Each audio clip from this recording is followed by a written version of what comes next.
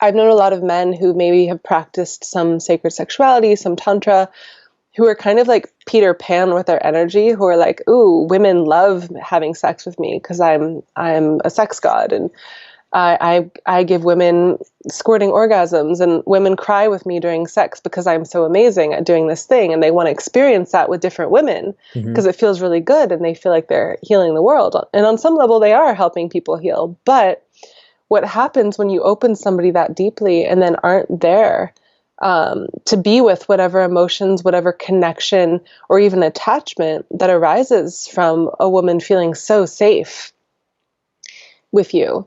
And this can go for men also, but of course, it generally is a man opening a woman when this happens. That can be really harmful. And your desire to go kind of heal the world with your cock, so to speak, can actually start doing more harm than good, because you become a player. And you become a fuckboy, as spiritual fuckboy. Yeah, I was just thinking that. Yeah, and that's not good, And then you're in your ego, and then that's when it's really ripe time for that man to start doing his work around his ego, and his work around learning how to hold his sexual energy in a healthy way, where he's bringing more healing than harm. And a lot of times those guys don't even see the harm they do, because they end up having sex with a woman. She has this profound awakened experience. He gets to be the savior. He's off with other people the following week. And she doesn't reach out to him again because she's like, ugh, fuck him. I don't even want to talk to him. He won't get it. So they don't actually experience the confrontation of their impact. Which I've seen happen a lot. I've talked to a lot of women who are like, oh yeah, I've had this experience. A lot of times it's with the same man. I've had this experience with that guy too. And he treated me like this. And he was really good at explaining why he needed to be free, and why, he was just on this path of sovereignty and this path of polyamory. Yet the experience was so profound, but I can't bring it to him because I know he's going to explain it away, make it my issue, or gaslight me in some other way. And I've heard this happening, and I'm like, wow, these men need to know the impact they're having on women.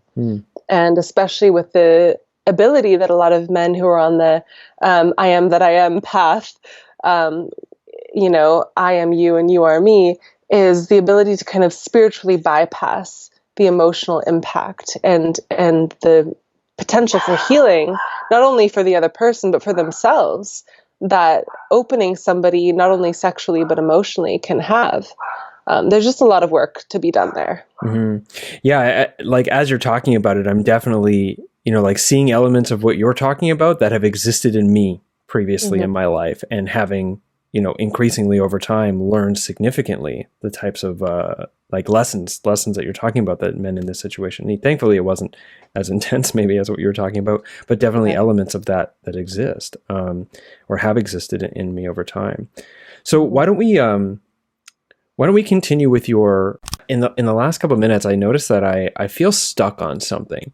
I feel stuck and defensive about the spiritual fuckboy comments that you had made.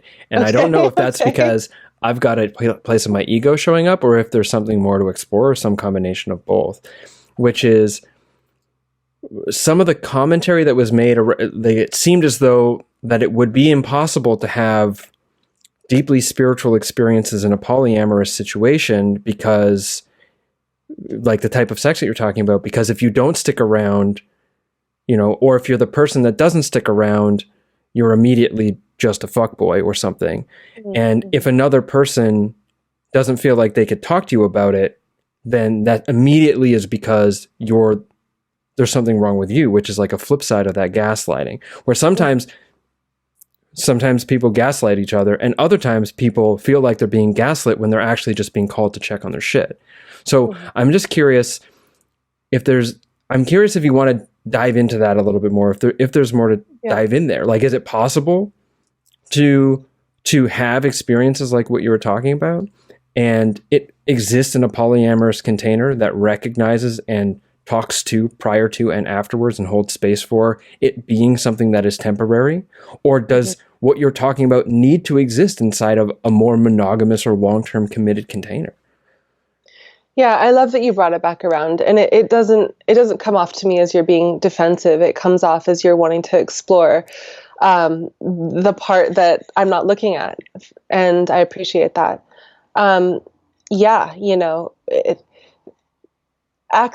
helping people access themselves this deeply, as deeply as you can through sexuality. When I say access themselves, I mean like helping them get in touch with feelings they've never had before in their bodies, in their emotional body, in their sexual body. Is you're automatically, it's like with great power comes great responsibility. Mm-hmm.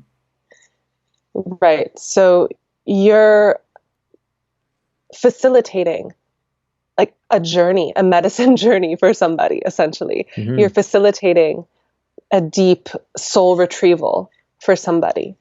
So if you were, say, a shaman going into a ceremony, how would you open the ceremony? How would you hold it during? How would you end the ceremony? What are you communicating? So if you're a man listening to this, you know, what agreements, what boundaries are you establishing before you enter this dynamic? Yeah, yes. Before. Are you saying, okay, you know, I've had this experience in the past where women have had really powerful openings emotionally and sexually with me and intimately. And I know that that's not where I am right now. And I'm willing to go here with you. I would love to go here with you but you have to know that, after I might not be able to hold you like you may need to be held.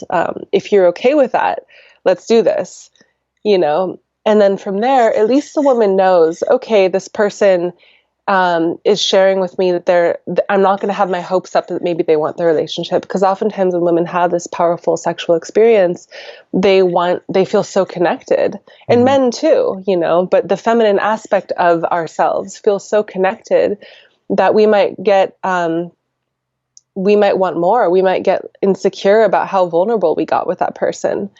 And so communicating beforehand, if you're somebody who opens people regularly through powerful sexual experiences, you have to treat it like a journey, really, truly. And then during, of course, during is where the magic happens. And then after, okay, how was that for you? Is there anything that you need from me? And that's where the woman stuff is likely to come up. You know, she might get vulnerable. She might also say, no, I don't need anything from you, and be denying herself what she actually is wanting, because you clearly stated yourself before that, you know. And I've seen that happen a lot too, where a woman feels like she can't be upfront with what she's actually feeling and what she actually desires, because a man is so clear about his sovereignty. And that can even create some pushback, that can create some resentment. Right. And even though he was honest and clear and upfront about it in the first place. Yeah. And that might be her work to do, you know, where like as a woman, maybe I didn't feel like it was okay for me to ask for this because he clearly said that he wasn't available for that. And so it's both, you know, it's both being able to be radically honest. I love the term radical honesty, being radically honest about what am I afraid of right now? What am I terrified to say? What's true inside of me that I'm afraid that when I say it, you're going to judge me for hearing it, for saying it. And then like, yeah, I think in a polyamorous, you know, if you're in a polyamorous dynamic, or if that's how you run your sexual energy, there's a lot more need for processing. There's a lot greater need for communication, processing.